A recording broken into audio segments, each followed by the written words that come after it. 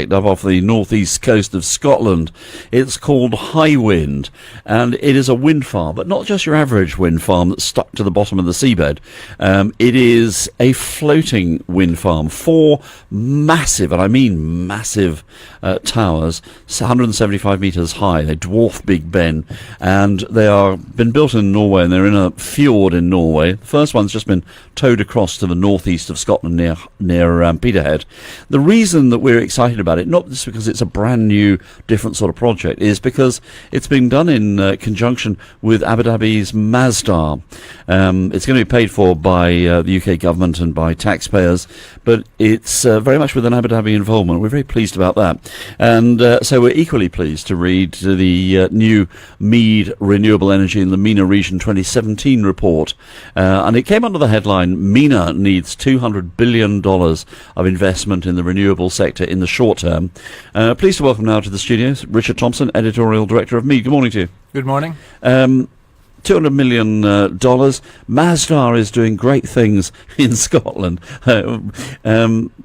Surely it would help locally in providing money for renewable energy. It's very interesting you just mentioned that project in Scotland, because there's 2 parts to the story. The $200 billion is the capital investment that's going into renewables to deliver all of the sort of clean energy plans that the region has. But the other part of the story, which is perhaps not the headline grabbing bit, is this technological innovation, things like floating wind farms in Scotland or using digital technology to get greater output. And I think that's the key element of this renewables story. It's the lowering of costs of renewables and the greater productivity and output from renewables technology that makes it competitive with fossil fuels. And that's why the region, or one of the major reasons why this region is shifting so much attention to renewables. Well, I guess that one of the bottom paragraph of that story, the floating wind farm, is that the price of energy from bottom-standing offshore wind farms has gone down 32% since 2012, faster than people had predicted, and that takes offshore wind to a much lower price than nuclear energy, and we've got nuclear energy coming up here as well. Should we be looking more at wind? I think the strategic direction is to diversify energy sources. You're reducing or improving energy security by diversifying the number of different streams. Now, the obvious priority for this region in renewables is solar. This region has such an advantage with the capacity to generate solar energy. But wind, there are spots in the region where you have the adequate conditions, particularly in the Gulf of Suez and the Red Sea. There are huge wind farms being developed. Because I'm guessing it's not as windy here as it is off the northeast so of it's Scotland. very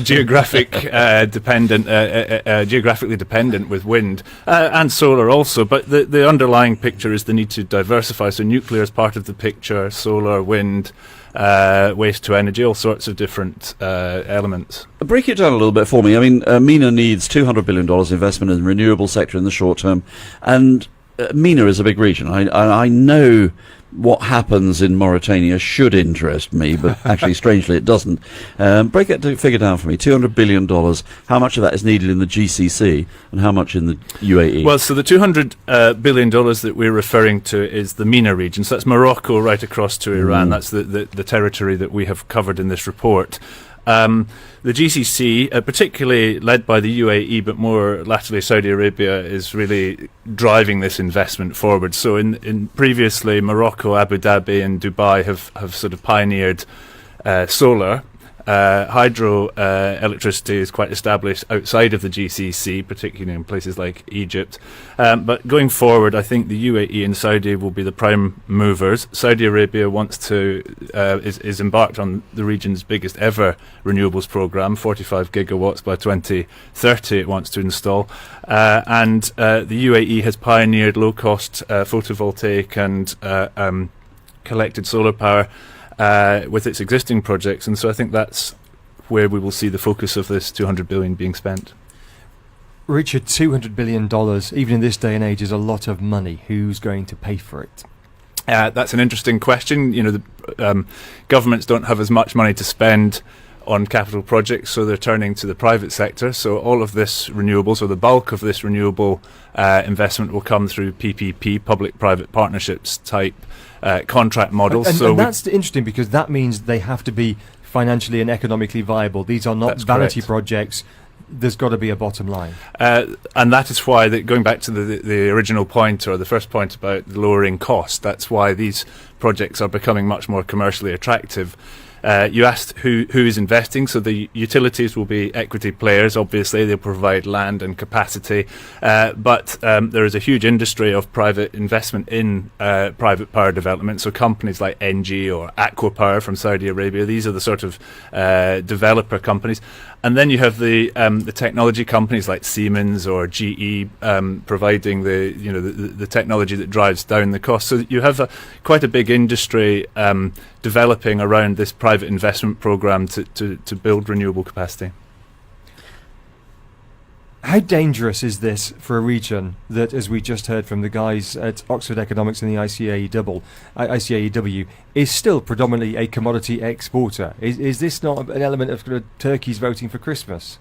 No, the opposite, I think. I mean, this is about managing your prime asset, and it's about energy security. So we have growing population, we have growing industrial base, we have, the underlying narrative here is the rising demand for energy. We need about 50% increase in energy supplies into the region, power supplies, by 2020. So a huge demand, and there's not enough gas to meet that. We need to find other sources, and the key focus area right now is renewables. And so it's absolutely the opposite of a threat to the region. It's an opportunity to give yourself more diversity and energy security and the ability to manage your assets better. We'll talk about what sort of renewables would work here in the UAE and where investment is needed. Is it solar, wind, tidal, geothermal?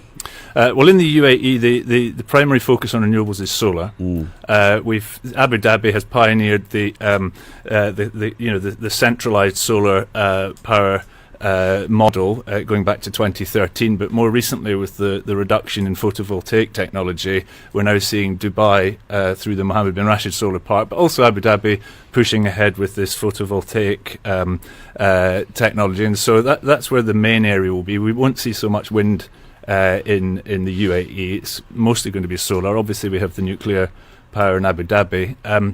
The key target, the UAE wants 50% of its energy sources to come from renewables from clean energy by 2030. Of that, 44% will be from solar and renewables. The 6% that's remaining is from nuclear.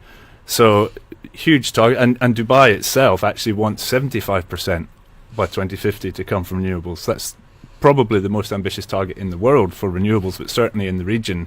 And so the UAE really putting a lot of focus on solar. I mean, obviously the oil under our feet is a huge asset for any country.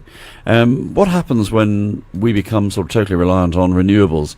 That is an asset that is sitting there untapped.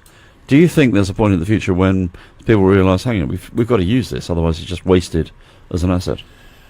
Well, it's an asset. If you've got the ability to not waste or burn your asset, that's fantastic. But oil and hydrocarbons and gas, it's not just about power. It's about petrochemicals. It's about supporting your industrial diversification. It can be used in so many other ways. But I think the really, really important story is that this region has been so skewed towards oil as the kind of and government spending as the driver of its economic model, and we've seen this recent fall in oil prices, which is, in my opinion, it's a structural change. We cannot have the model continuing where we just depend on oil. The need to diversify, and that's energy sources or economic growth, is fundamental. And so I think that the point you're asking is, how risky is this to the region to sort of move away from oil? I think it's not risky at all. It's absolutely where we should be going. Richard, thanks very much indeed for joining us this morning. Richard Thompson, Editorial Director at MEED. We do appreciate your input this morning. Thank you very much for coming in so early. You're welcome. Thank you. And thank you for coming in, because